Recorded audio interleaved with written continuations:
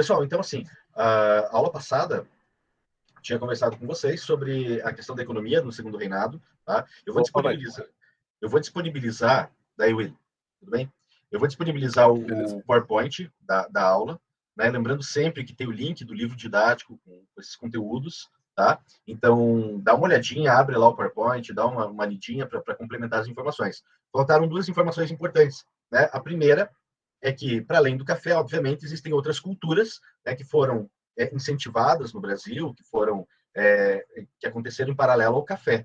Tá? Então, só ter esse cuidado, né, de saber, né, que não é apenas o café o gerador de riquezas no Brasil. Né? Nós temos outros produtos também sendo cultivados, vendidos para fora. Aí, nesse período, gente, que vale a pena vocês ficarem atentos, é que exatamente aí nessa década de 60 para 70, 1860 para 70, vai acontecer a Guerra Civil nos Estados Unidos. E os Estados Unidos são os maiores produtores de algodão, os que mais vendiam algodão para a Europa, especialmente para a Inglaterra, né, para a indústria têxtil. Então, nesse períodozinho, o Brasil vai tomar a frente. Então, a nossa produção algodoeira vai dar um avanço aí nesse período, tá, de 60 a 70, por conta da Guerra da Secessão nos Estados Unidos. Beleza? Isso daí é importante, não esqueçam. E outro ponto importante é, assim, uma consequência direta da riqueza do café é o investimento que as pessoas faziam, né? Lógico, os barões do café, né? Era o investimento que eles faziam em outras culturas, né? Podia ser, né, no tabaco, no próprio algodão, enfim, várias outras culturas, mas houve também um investimento na indústria. Então, a gente tem um chamado surto industrial nesse período, tá? Esse surto industrial vai ficar muito caracterizado pela figura do Barão de Mauá, né? E mês passado eu tinha pedido para vocês assistirem um vídeo, um filme sobre ele, né? Alguns de vocês fizeram até a resenha. Bem interessante essa figura aí na história do Brasil, tá? Especialmente porque o Mauá, né, ele traz, contraditório, né? Ele traz valores ingleses, né? Valores da economia inglesa, que era muito forte naquela época, né? Ele vai ser praticamente criado, né, por banqueiro, criado não, mas ele vai ser empregado de um banqueiro, né, o Rothschild, né, um banqueiro muito famoso, muito desse período, né? Os bancos do Rothschild existem até hoje, né? Então, todos esses bancos aí, desde a época da independência do Brasil, os bancos que fizeram os empréstimos para Dom Pedro I, existem tudo. Teve um banco esses dias aí que faliu por conta de um hacker que entrou e quebrou o banco. Tá? É um banco desses da antiga, assim. Tá? Mas então, veja como esse poder econômico ele permanece, está aí presente até a atualidade. Tá? E o Irineu, né, o Barão de Mauá, ele vai mergulhar nessa cultura, ele vai se apaixonar pela lógica inglesa, né, da produção, da economia, do liberalismo econômico, né, e ele tenta trazer isso para o Brasil, né, ele investe pesado na indústria, na industrialização, ele acreditava na industrialização brasileira, né, constrói aí um local para fazer navios, para construir navios. É ele que traz as primeiras linhas férreas, constrói as primeiras linhas férreas do Brasil. Até tem um fato bem curioso, né, que ele, na inauguração da linha férrea, para começar a construção da linha férrea, ele chama o imperador, né, feito toda uma cerimônia ali, e ele dá uma pá, né, uma pá com o cabo todo de cravejado, de diamantes, coisa e tal, mas para que o imperador simbolicamente desse a primeira pasada na obra, né? E isso é entendido como uma grande ofensa. Né? O próprio imperador fica todo errado, porque lembrar que Dom Pedro II, né, ele é criado numa corte, né, que tem heranças lá do absolutismo, né? E daquela ideia de que a nobreza não trabalha. Trabalho não é algo digno da nobreza. Então, o Barão de Mauá pedir isso para o imperador significava uma humilhação muito grande. Tá? O que hoje para nós parece uma grande bobagem, né? Qualquer político aí você vê aí que vai e faz uma cena dessa, né? De cavar, só um minutinho, de cavar, de fazer uma cena para uma inauguração qualquer, né? Naquela época foi entendido de forma errada. Pode falar, João. Então quer dizer que Dom Pedro II não comia pastel, né? Ele não comia os pastel nas Não, feiras. não comia pastel, nem tomava café no boteco da esquina. Não, ele mantinha a linha. Nem pizza na calçada. Não. Ele não comia. Pelo menos ele não era zoado pelo Pelo ministro da mundo, Inglaterra, né? pelo mundo inteiro. Acontece nos melhores países, nos piores também.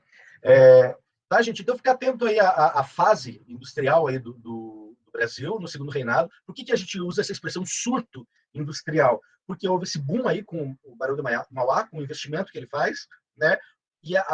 Só que não se sustenta no Brasil, isso meio que implode. A indústria no Brasil só vai voltar a respirar lá depois da primeira, ou durante a Primeira Guerra Mundial, já no período republicano, já a partir de 1914, quando vai faltar produção que venha de fora, então o Brasil meio que se obriga a fabricar, por exemplo, saco de café, tudo coisa bem primária, tá? E isso vai acontecer só lá durante a Primeira Guerra Mundial. Então a gente vai ter esse surto aqui, né, na década de 60, 70, 80, né, o Barão de Mauá vai à falência, né, porque a política que prevalece no Brasil é a política dos latifundiários escravocratas, né? Então eles vão sufocar o Mauá, porque o Mauá ele é o típico exemplo do liberal, né? Inclusive ele era contra a escravidão. Então essa elite cafeeira vai tratar de passar a perna no Mauá e acabar com as intenções dele. Ele vai à falência, paga todas as dívidas, não morre endividado, mas também não morre rico. Ele chegou a ser, a fortuna dele chegou a ser a maior do Brasil, mas depois ele acaba perdendo muito de seus investimentos, inclusive porque o Império Brasileiro meio que obrigou ele a fazer altos empréstimos para financiar a Guerra do Paraguai, que é aí o nosso assunto de hoje. Tá? Então, ficar atento aí a essas informações que fazem parte aí do contexto do Segundo Reinado. Tá? Nossa aula de hoje tem foco, então, na Guerra do Paraguai. A Guerra do Paraguai, gente, é bastante complexa, né? Foi o maior conflito existente aqui na América do Sul, tá? Rivalizou ali com a Guerra da Secessão nos Estados Unidos, né? Com a Guerra Civil Americana. Lógico que a Guerra Civil Americana foi muito mais intensa, né? Em termos de números, foi muito maior. Mas para nós, né, americanos do Sul, esse foi o maior conflito armado que nós tivemos até então, tá certo? Então, a Guerra do Paraguai, pessoal, lembrar que ela acontece de 1864 até 1870, né? São mais de 5 anos ali num conflito e que a gente usa um nome que o resto do mundo, ou pelo menos os outros países envolvidos na guerra, não usam, né? Nós usamos a Guerra do Paraguai. Quando você fala essa expressão, quando você usa essa expressão, você está transmitindo uma ideia, que quem é que causou a guerra? O Paraguai. Não é isso? A guerra não é do Paraguai? O Brasil, coitado, entrou de gaiato. Só que não foi assim. Tá? O principal motivador da guerra, né, foram vários motivos, né, foram várias as causas que levaram à guerra, a gente vai ver isso daí, tá? Mas o Brasil não tem nada de inocente, não tem nada de um país pacífico, como geralmente se transmite essa ideia, principalmente em alguns meios de comunicação. Tá? O primeiro ponto que eu queria falar com vocês, queria que vocês prestassem bem atenção nisso, é um ponto que é sobre a interpretação da guerra. Então, isso que eu estou falando para vocês faz parte de uma análise que você faz a respeito da guerra. Geralmente, quando a gente faz uma aula de história, eu estou contando alguns fatos, né, do que aconteceu. Tá? Então, sei lá, vou pegar a Primeira Guerra Mundial. Aconteceu isso, aquilo, aquele outro, com base no documento tal, tal, tal. Quando a gente fala todos os eventos históricos, todos eles, alguém contou, alguém escreveu, alguém filmou, alguém fotografou. Tá? E outro alguém juntou esses documentos e fez uma narrativa em cima deles. Qualquer evento histórico, desde a pré-história até os dias de hoje. A história é feita dessa forma, a partir de documentos, quer sejam eles escritos, orais, ou pintura na parede, ou musical, sei lá, qualquer coisa que seja uma testemunha do que aconteceu, né? Aconteceu na época, né? E alguém faz uma interpretação sobre isso. Tá certo? Então, a isso nós chamamos de historiografia, que é a escrita da história. Então, vejam, a história, diferente do que a gente está acostumado a pensar sobre ela, quando alguém conta uma história, o professor de história aqui está contando uma história para vocês, é a verdade absoluta? Não. Tá? Já antecipo que não é uma verdade absoluta. Por quê? Eu não estava lá. Eu juro para vocês que eu não nasci em 1864. Eu não estava lá, então eu não sei. Então eu estou contando para vocês algo que eu li sobre, algo que me contaram sobre isso. Obrigado, Vili. Obrigado porque você acredita que eu não sou uma múmia. Por coisas que me contaram. E a partir do que me contaram, ou do que eu li, eu escolho algumas coisas e venho aqui e conto para vocês. Então, assim, é muito comum você ouvir assim, principalmente pessoa mais velha, chegar e falar assim, na minha época não contavam a história desse jeito. Ou, na minha época a história era outra. Na minha época, não é isso, gente. A história ela é a mesma. Só que o que acontece? O que muda é a maneira e aquilo que você considera importante em contar em um determinado momento. Quando a gente estuda história, a gente está estudando e está olhando para o passado, principalmente para tentar entender o nosso presente. Então, nesse processo, a gente seleciona alguns fatos e traz, olha, o Brasil está desse jeito porque aconteceu aquilo, aquele outro, aquele outro, aquele outro. Eu escolhi alguns fatos para trazer para cá e outros eu deixei de fora. A isso nós chamamos de historiografia, que é o estudo de quem estudou a história. E quem estudou a história fez escolhas. Ao longo do tempo, a interpretação sobre um determinado fato histórico, ele pode mudar. Por isso que a história, ela não é estática, ela não está parada. Ela é a cada ano, né? Então não acontece assim, o professor estudou lá em 1500 sobre a história e aquilo que ele aprendeu lá é o mesmo que se trata hoje. Não, a história é dinâmica, é igual outras ciências, né? O professor de química, de física, eles não estão trazendo a mesma química, a mesma física que eles estudaram quando eles fizeram o ensino médio. A química, a física, a ciência se renovou, né? Tem novas interpretações e tem novas descobertas que precisam ser trazidas à tona. No caso da história, é a mesma coisa. Por que eu estou falando isso tudo? Porque a historiografia a respeito da Guerra do Paraguai, ela mudou muito ao longo do tempo, principalmente no sentido de explicar por que aconteceu a Guerra do Paraguai. Eu não sei se, e a gente não tem tempo hábil para isso agora, eu não sei o que vocês já ouviram falar sobre a Guerra do Paraguai, mas há pelo menos 3 explicações, tá, que a historiografia trata, e cada época elegeu uma dessas explicações como a sua principal. Lá na época da guerra, e vindo até o século XX, até meados do século XX, 1950, mais ou menos, a interpretação maciça, né, tradicional da Guerra do Paraguai é que o Paraguai possuía um ditador maluco, doido de pedra, que resolveu invadir o Brasil porque ele queria ter acesso ao mar, e o Paraguai não tem acesso ao mar. Ele invadiu o Brasil e o Brasil se uniu, a Argentina se uniu ao Uruguai e sentaram borracha no cara. Essa é a interpretação tradicional. Vem os anos 60, lembrar que anos 60, 50, 60, 70, a gente está no contexto da Guerra Fria. Muita gente começou a olhar para certos países da América Latina, né, de uma maneira diferenciada, principalmente depois da Revolução Cubana, que transformou Cuba num país socialista, na portinha dos Estados Unidos. Isso influenciou alguns estudiosos que começaram a olhar de uma forma diferente para a Guerra do Paraguai e fazer meio que um paralelo, sabe? Comparar o Paraguai com a Cuba, que era revolucionária, coisa e tal. E aí caiu essa explicação de que o Solano Lopes, o ditador do Paraguai, pode acontecer de ser alterado tanto algo ao longo do tempo que Dom Pedro poderia ser mulher e o transformar em homem somente. Não, não, não, não, não, não, não, não, não. Não, estou falando de uma interpretação de fatos, né? Não que Dom Pedro fosse mulher. Não, professor, mas tipo, não pode acontecer isso, o Pedro, tipo, do tanto tempo passar que o pessoal vai alterando durante o tempo. Não, as alterações são plausíveis, Vini.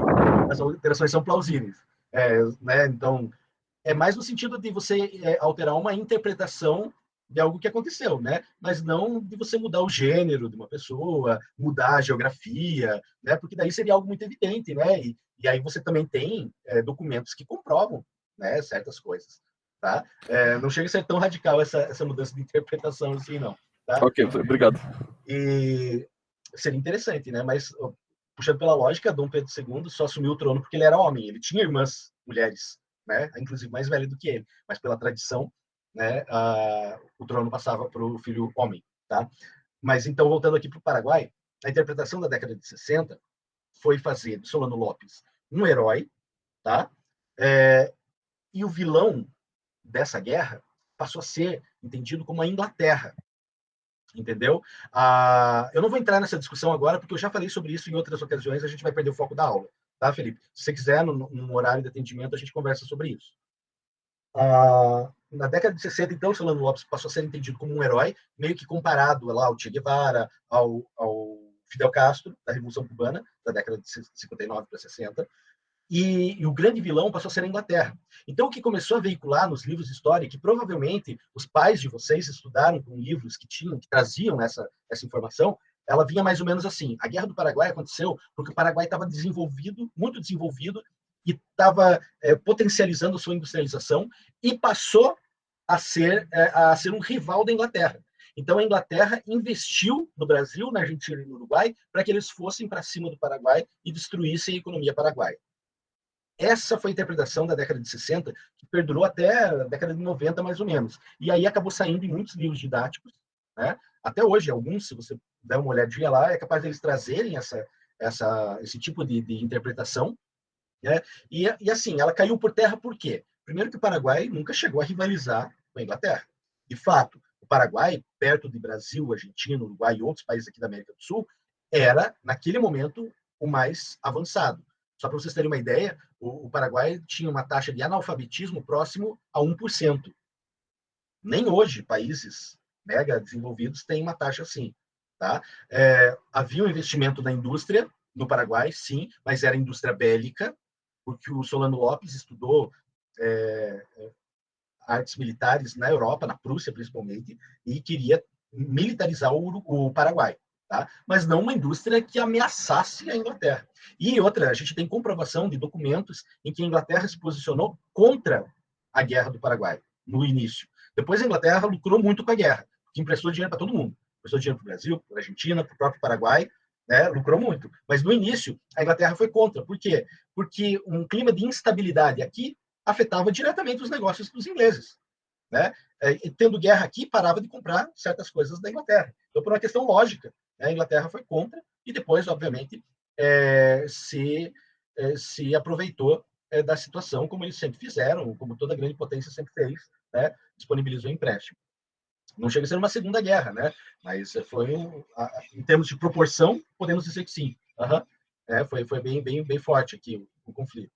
Então, qual é a interpretação da guerra atualmente? E para eu encerrar essa nossa primeira fala sobre a Guerra do Paraguai. Tá? Atualmente, a gente analisa que diversos fatores levaram à guerra. Sim, o Solano Lopes queria ocupar territórios, né?